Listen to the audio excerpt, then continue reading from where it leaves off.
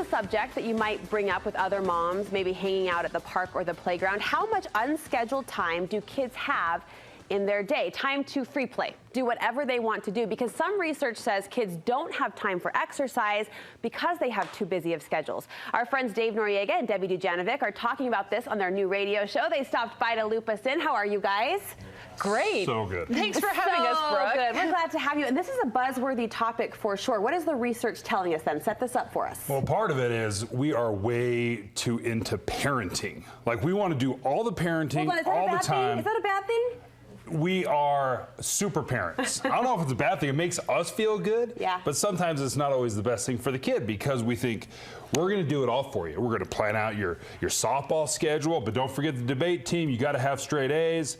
We just have them scheduled so often.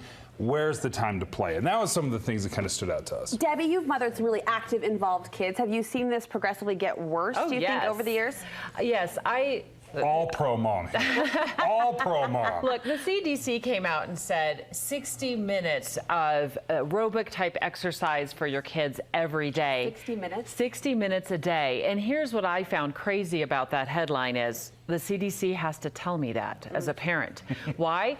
Because we're so into structured playtime or structured time where, like Dave said, the debate team, or, you know, perhaps it's a play date, but they're playing inside. Kids got to get outside and they got to jump rope, run around, make up their own games. I mean, what happened to that? Remember when we were kids? I mean, it was go outside all day and kick the can. Right? Well, you talk about, as parents, feeling better with that structure. I got to tell you, I have a 2-year-old, so I'm not even in this arena yet. And you do feel kind of a subtle pressure to keep them going, keep them buzzing, and keep them activated. So now how are we going to find this extra hour? Because I don't know a mom or a dad out there like, oh yeah, we got to totally have an hour to let our kids play, because we're going to watch them. Right? We're going to watch them. We're going to make sure everything's safe. One of the things that we don't do anymore is allow our kids to walk to school. For example, in Davis County alone, there's 75,000 students. 25,000 of them get bused, which means really 50,000 kids could be walking to school every day. Or riding a bike. You want to know where that hour is? Walk and bike to school, but that's not something that we're comfortable doing. It requires us to let go, which can be a scary thing.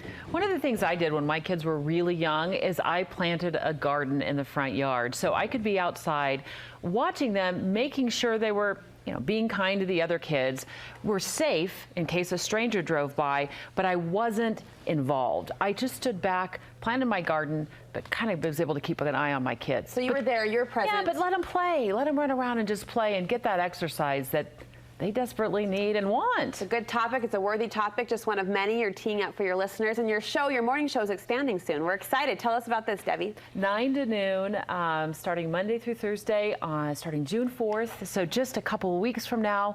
Yeah, 9 to noon. And good thing we both love to talk, Brooke.